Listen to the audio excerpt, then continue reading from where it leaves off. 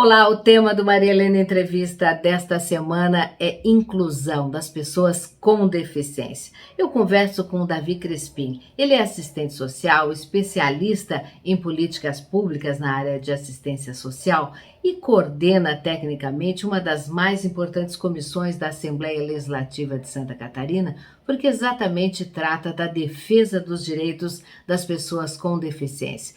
Muitas coisas nós precisamos mudar nesse sentido, aplicar, na verdade, as legislações já existentes, mas nós precisamos mudar. Quer um exemplo? Quantas vezes quando a gente erra, a gente diz assim, ui, dei uma mancada. Ou simplesmente quando estamos observando alguém muito folgado, a gente diz assim, não, deu uma de João sem braço. Pois é, são termos, são expressões preconceituosas. A gente mudando já essa questão cultural, a gente já pode mudar muita coisa. Então vamos assistir a partir de agora o Maria Helena Entrevista.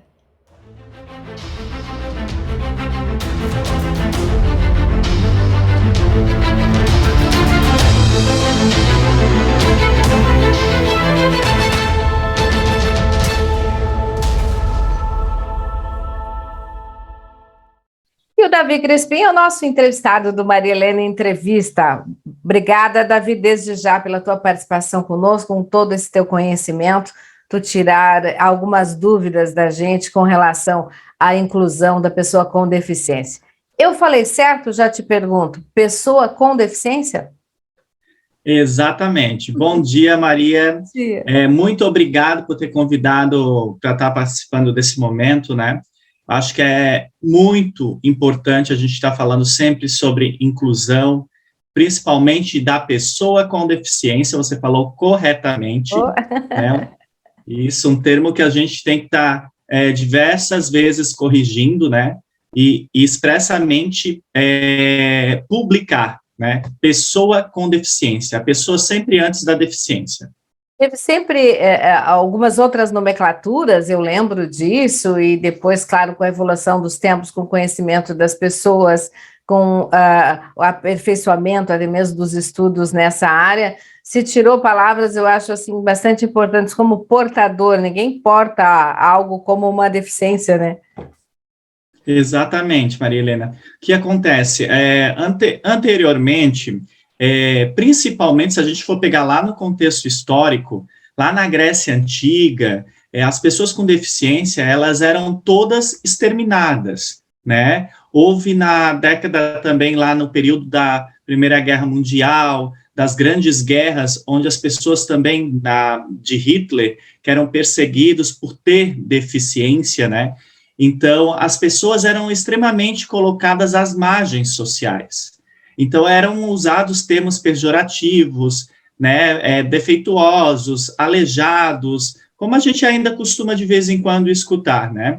Então, no percurso histórico, onde começaram os grandes desenvolvimentos das políticas públicas para a pessoa com deficiência, onde a ONU foi o primeiro grande passo de discussão para as políticas para a pessoa com deficiência, foi onde as terminologias começaram a ter uma grande alteração aí. E foi na década de 80 que a gente teve algumas mudanças, mas na década de 90 mesmo, que a terminologia chegou à pessoa com deficiência. Porque antes, o portador, como você mesmo citou, era muito colocado como portador de necessidades especiais.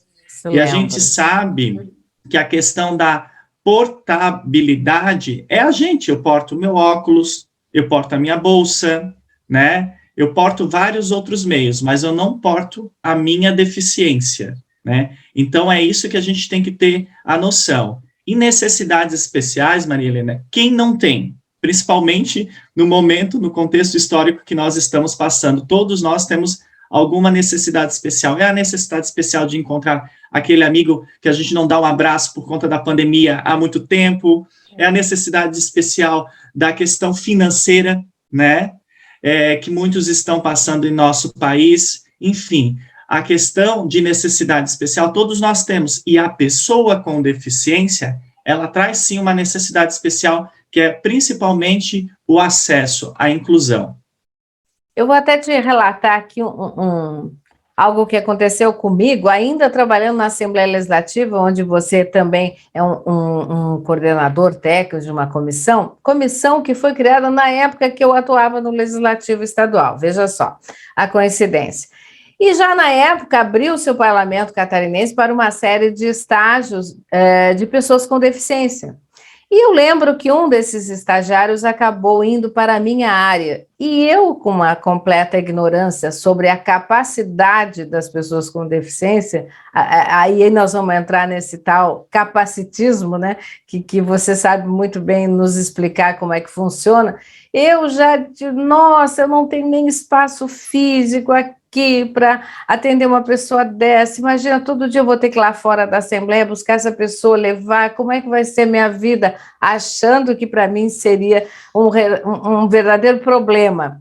Para minha surpresa, foi uma enorme solução, porque era uma pessoa altamente capacitada para a função que escolheu, inclusive, para estagiar. Quando acabou o estágio, eu queria morrer, porque, na verdade, me fez uma enorme de uma falta. Então, a falta de conhecimento de todos nós acabamos rotulando essas pessoas e achando que elas não têm capacidade para exercer determinadas funções, ou praticamente quase nenhuma função. Fala um pouquinho para mim sobre isso, que assim como eu, tanta gente pode cometer esse erro. Sim. O que acontece, Marilena, principalmente quando a gente fala na questão de inclusão ao mercado de trabalho. Hoje a gente luta muito por esses espaços, né? A gente tem aí a lei de cotas, que coloca uma porcentagem a partir de 100 pessoas numa empresa, 100 colaboradores, a lei de cotas já obriga a ter uma porcentagem de pessoas com deficiência. A questão será que nós estamos preparados nesses espaços de trabalho para receber as pessoas com deficiência, né?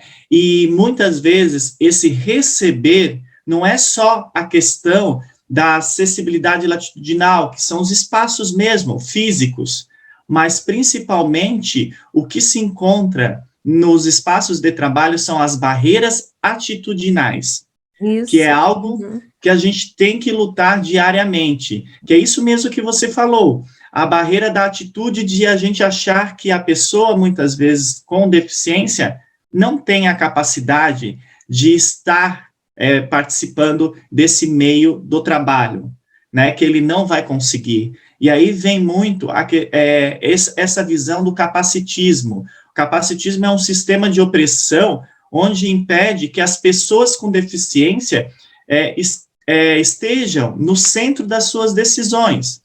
Então, como você deu o exemplo, às vezes a gente vai lá, faz um processo de inclusão, temos a vaga, lá, aí a gente já pensa, a pessoa com deficiência, a gente sempre pensa no cadeirante, né, uma pessoa com deficiência física, mas não, tem a intelectual, tem a pessoa com autismo, né, tem a pessoa com deficiência física, tem N deficiências. Então, a gente tem que pensar nesse espaço para essas N deficiências. E o capacitismo também está na questão de, às vezes, a gente não dar a vez e voz para a pessoa. Tipo, você aceita esse trabalho? Você acha que você é competente para esse trabalho? Você acha que consegue se inserir? Você gostaria? Você tem aptidão? Tipo, quando eu vou procurar um trabalho para mim, eu vou fazer uma entrevista de emprego. E eu vou no quê? Na vaga que me interessa. E, eu sou formado em serviço social. Amo a questão de política pública. Eu quero trabalhar na área de serviço social, com as ações de serviço social. Agora, não me oferece uma vaga de auxiliar administrativo que não tem nada a ver comigo. Entendeu? Mas essa é a vaga que tem para você. Então, a questão do capacitismo às vezes a gente corta essa autonomia e não dá vez e voz para a pessoa. E isso acontece no sistema social opressor. E, às vezes, na própria família. Quando a família simplesmente pega a pessoa com deficiência, essa é a roupa que você vai vestir, esse é o lugar que você vai. Não dá vez e voz, né? Então, ela subestima como coitadinha, superestima, né? E superestimar também é um exemplo de capacitismo, né? Porque ele é um especial. Essa questão que a gente trata é especial. As pessoas com deficiência são pessoas. elas não são especiais por ter deficiência, né? Então, o capacitismo é algo que é algo muito novo, que está sendo discutido, né? A gente trabalha ela de forma passiva, que a forma passiva é, nossa, nem parece que você tem deficiência, ou a forma ativa, aqueles insultos, a falta de acesso, formas de senso comum, o verdadeiro preconceito que a gente costuma ter na nossa sociedade. Isso é o capacitismo. Eu até lendo sobre o assunto, porque por uma grande coincidência eu tenho várias entrevistas nesse mesmo dia que nós estamos conversando aqui, também sobre outras questões, mas que envolvem também essa, e eu lendo alguns artigos, alguns até que você me passou também, e até no nosso linguajar, né, na nossa cultura, na forma da gente se expressar, quando se machuca, quando, sei lá, acontece qualquer coisa, a gente acaba usando termos inadequados, e isso me parece, assim, muito cultural, passa pela educação. Fala um pouquinho para a gente sobre isso. Isso, tem até uma frase muito comum que a gente costuma falar, usar, né, que é, está dando uma de João sem braço, né? Dei uma mancada. Isso. Dei uma mancada, exatamente. Eu acho. É tão simples, todo mundo usa e é horrível. Isso, e isso é um termo de senso comum, está dando uma de João sem braço, é como se você estivesse falando que a pessoa sem braço é uma pessoa folgada, né? Então, a gente não pode adjetivar a deficiência. Isso é que a gente tem que tomar cuidado. Hoje, o senso comum, além do preconceito, além da falta de acessibilidade, a gente adjetiva as deficiências, né? Então, a gente tem que tomar um cuidado extremo, porque a inclusão também começa com a atitude da fala, da comunicação, né? Isso que você está fazendo é ótimo, está de parabéns, porque isso é inclusão, é comunicar, né? É passar para as pessoas que às vezes não têm conhecimento o que é de fato a deficiência. E nós, Maria Helena, não podemos também apontar o dedo e condenar as pessoas. Me desculpa, eu sempre falei isso, porque é cultural, como você mesmo falou, né? A questão é, nós que estamos no meio e temos o conhecimento, nós temos que buscar fazer a quebra deste preconceito, porque o preconceito ele está intrínseco na sociedade. Agora, a nossa maior atitude das pessoas que carregam essa bandeira, né, que são os defensores, é a quebra desse senso comum. Então, a importância, sim, da gente falar, repetir se for preciso, e não é mimimi, porque hoje todo mundo acha que é mimimi. Tudo é mimimi. Porque é mimimi para cá, não é. É que a gente precisa quebrar esses estereótipos de senso comum que a sociedade há anos, historicamente, vem trazendo e sofrem. Sofrem na escola, sofrem na família, sofrem no meio social, e às vezes leva a uma depressão, às vezes leva a questões de isolamento familiar. Então, a gente precisa, sim, ter cuidado, porque uma simples palavra, como a gente às vezes fala, uma palavra, ela machuca mais que um tapa, né? Então, a comunicação, nesse momento, ela é muito importante para o processo de inclusão. Davi, antes de continuar a nossa entrevista, eu só quero chamar a atenção de todo mundo que está nos acompanhando. Nos siga nas redes sociais, estão aí os endereços para você. Inscreva-se, acima de tudo, no nosso canal, porque sempre que novos conteúdos entrarem no canal, você fica sabendo e vai poder nos acompanhar. E curta, comente, compartilhe com seus amigos, faça com que estas informações importantes cheguem a mais pessoas, pois nós estamos falando exatamente sobre isso. É preciso falar sobre o assunto, é preciso disseminar a informação, conhecimento. Nos ajude também nesse sentido. Se inscreva no canal, ok? É muito importante, acho que todos nós devemos ler sobre o assunto, já que não tivemos isso nos bancos escolares. Hoje eu já vejo o assunto, tanto que nós estamos aqui e as pessoas já tentam até mesmo se policiar, mas a gente vive assim meio assustado até com a forma com que vai falar, porque tudo é muito novo para algumas gerações. felizmente, para outras, as mais jovens, isso já está sendo mais conversado. Então, eu gostaria que tu me falasse um pouco a tua visão sobre essa importância de já se educar lá na escola todas essas questões. Então, quando eu dou palestra, principalmente em espaços escolares, Uhum. quando eu falo a respeito do processo de inclusão, eu destaco muito bem essa questão, de que eles falam, mas aquele não vai ter condições. A gente sabe que o espaço físico, a gente precisa avançar muito nas políticas públicas para essa inclusão escolar.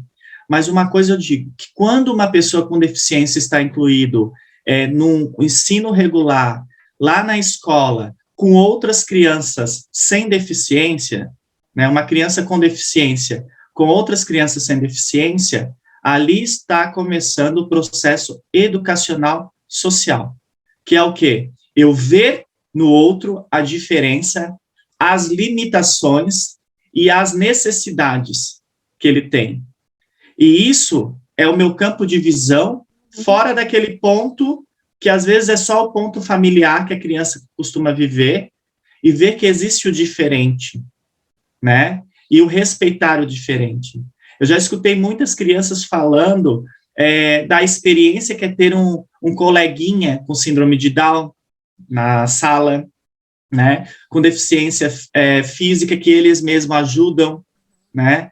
Então, eles acabam tendo essa experiência, essa vivência, que muitas vezes nós, né, que estudamos lá no ensino regular, que a inclusão ainda era um pouco utópica, não tivemos a experiência, e que quando víamos na rua, a gente apontava, mãe, o que que é? O porquê que ele é assim? Sim. Né? E essa vivência, ela serve também para fazer com que as crianças comecem a ter essa visibilidade fora, né? Porque eu lembro que quando eu era criança, Maria Helena, uma vez eu passei uma baita de uma vergonha. Eu fazia teatro e nesse momento, teve um momento que a criança se empolga na fala, né? A gente tem que, quando é adulto, a gente segue o script. Mas quando criança a gente se empolga. E um dia, no meio de uma palestra, eu cheguei a falar, porque você parece um louquinho da pai. Uhum. O termo pejorativo que se utilizava. Naquele momento, para mim, era uma coisa comum, o senso comum de criança. Depois, quando eu cheguei, terminou a apresentação, a minha professora chamou a minha atenção, porque no público tinham presidentes de APAE, diretores, prefeito, e tanta outra gente, que eu comecei a chorar, e eu achei aquilo, para mim, tipo, uma condenação. Só que aí depois, eu consegui, hoje eu tenho a consciência de que aquilo nunca tinha sido falado para mim, e eu nunca tinha vivenciado, né? Então, a vivência hoje com as nossas crianças e os nossos adolescentes, que às vezes eles chegam para nós e dizem assim, ei, tu tá sendo preconceituoso, né? Eles toma próprios cuidado. nos puxam a orelha. Eles próprios nos corrigem. Então, isso é inclusão. Isso é inclusão. Mas as pessoas, Davi, as pessoas com deficiência, elas eram quase que escondidas realmente dentro das suas casas, havia todo um preconceito e até uma não aceitação, muitas vezes, por parte da família. Então, por isso que eu acho que, e aí você me corrija até se eu estiver errada, mas esse atendimento também à família que passa e que recebe uma criança com deficiência deve ser fundamental já desde o começo para que essa família, primeiro, seja a primeira, que eu quero dizer, a entender todo esse processo e tudo o que precisa ser feito. Exatamente.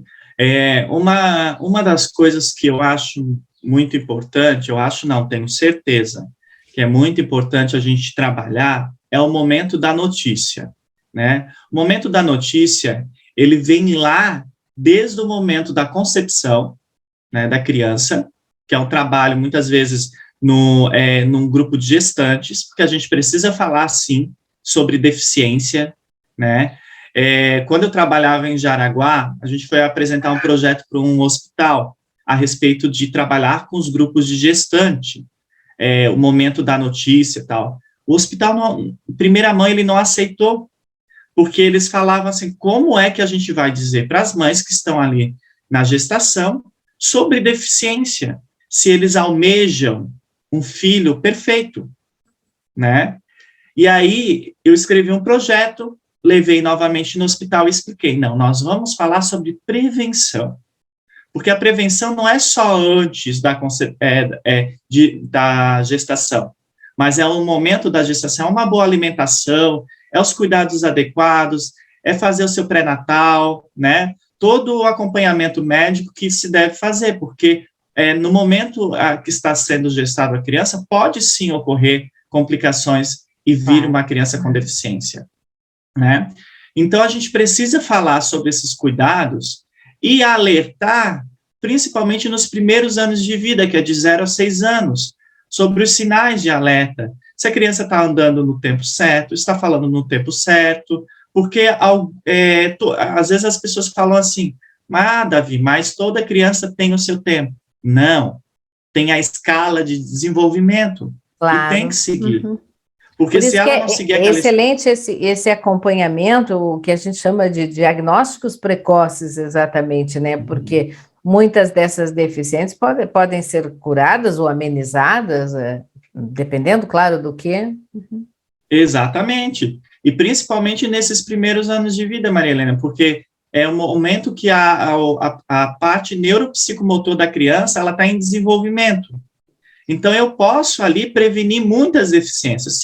Se ele nasce com uma síndrome, como a síndrome de Down, que é um caso muito recorrente, ok, a gente sabe que ele vai ter outros comprometimentos, mas se a gente trabalhar de 0 a 6 anos ali nessa estimulação precoce, a gente vai precaver muitas outras situações do desenvolvimento, seja físico ou intelectual, dessa criança futuramente. E quando a gente traz a questão da notícia, o porquê que é importante fazer a notícia, dar a notícia, né?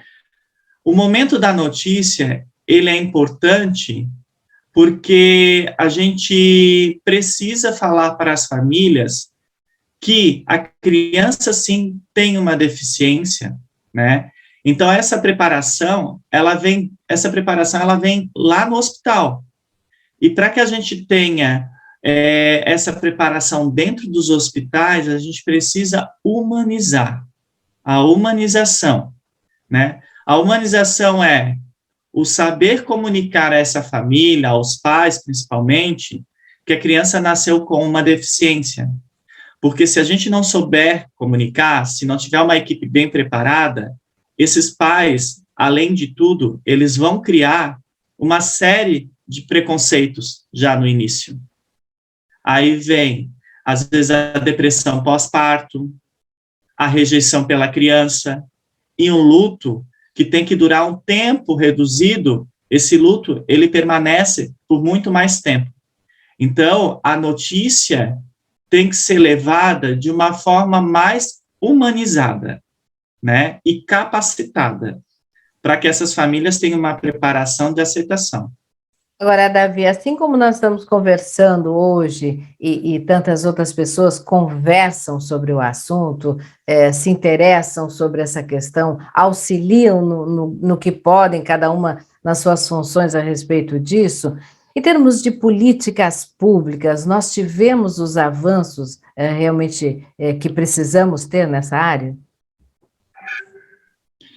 Sim, vamos pensar que a Lei Brasileira de Inclusão, né, que a gente fala que é o Estatuto da Pessoa com Deficiência, ela é um grande marco para o nosso país. Ela é de quando, Davi? Né? Ela é de quando? Ela é de 2015. 2015. Tá. Isso, 2015. Então, ela é um grande marco. Ela trouxe, ela acoplou, né, nesse estatuto todos os direitos que vêm lá pela Constituição Federal, né, alguns que eram meio que em decretos e tal, e acoplou e fez com que essa lei abrangesse a todas as políticas, podemos dizer política de educação, política de saúde, política de assistência. Então, a gente conseguiu, sim, ter um avanço, mas ainda precisamos muito, porque quando a gente fala em avanço, principalmente na questão de acessibilidade, né? Quando a gente fala da acessibilidade, a Lei Brasileira de Inclusão, ela trouxe um período que nós deveríamos estar com os ônibus acessíveis, as escolas acessíveis, os espaços acessíveis, né? E ela disse, até ano tal, o ônibus tem que estar acessível, os espaços escolares devem estar acessíveis, e nós não estamos. Não. Né? Porque, assim, é muito fácil criarmos leis, mas elas acabam O nosso Brasil é campeão em leis, sabe? As leis no papel e não na prática. O nosso país é campeão em várias áreas, com legislações mais perfeitas do mundo, mas o problema é exatamente esse que você falou, a prática. Criar legislação é fácil, né? É só ter alguém que realmente tenha uma visão, encaminhar, as coisas acontecem. O problema é exatamente esse, a prática, é colocar em prática essas ações. E são coisas muito novas. Eu mesmo tenho uma filha da área de TI que hoje ela trabalha exatamente para desenvolver acessibilidade em dispositivos móveis, enfim. E eu acho isso tudo muito novo, exatamente, pessoas como da minha geração se surpreende ao ver toda essa preocupação hoje no mundo para dar uma vida com maior qualidade para as pessoas com deficiência. Em termos de Santa Catarina, o que você destaca? Eu sei que a comissão tem um trabalho fantástico nessa área. Em termos de Santa Catarina, a gente tem também avançado bastante. As discussões, principalmente da Comissão da Pessoa com Deficiência, ela vem com esse intuito mesmo de trazer as políticas públicas para a nossa população com um viés de praticidade, né, e que seja colocado mesmo, como a gente falou ali, na prática, né, palpável. E quando, às vezes, eu sento com o presidente da comissão para discutir a respeito das políticas, a gente fala muito disso. Não adianta criar políticas só para colocar no papel, tem que ver se ela, de fato, vai ser colocada em prática, né? Aí a gente, às vezes, cria aquele enorme texto maravilhoso, que quando for, pode ser aprovado, porque é lindo e maravilhoso, mas chega lá, não vai ter efetividade, né? Então, a comissão, hoje, ela se preocupa muito com isso, a efetividade da política. Vai dar certo? Não vai dar certo? Se não vai dar certo, nem dá continuidade, né?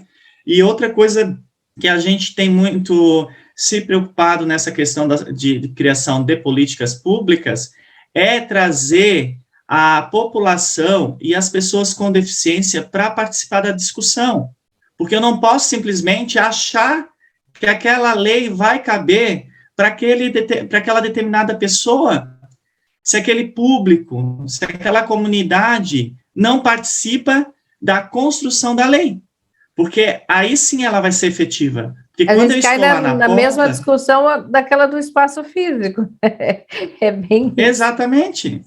Exatamente. A gente tem que trazer para as discussões de criação de políticas os maiores interessados, dando vez e voz, que são as pessoas com deficiência. Se a gente vai criar uma lei direcionada às pessoas com deficiência visual, vamos chamar as associações, as pessoas que possuem deficiência visual, vamos apresentar propostas, vamos ouvi-las e juntos construir a lei, porque aí sim ela vai ter efetividade e vai estar, de fato, na prática cotidiana de cada um, né? Então, a construção em conjunto. Esse encaminhamento perfeito para as casas legislativas que pensam as leis, né, que regem as nossas vidas, né, no caso, a vida das pessoas com deficiência. Agora, nós, da sociedade, o que o Davi Crispim, que trabalha tanto tempo nessa área, tem tanto conhecimento, nos aconselha? Como nós podemos nos tornar cada vez pessoas melhores no trato com as pessoas com deficiência? Eu acho que tenho certeza, que o primeiro passo é a gente conhecer, né?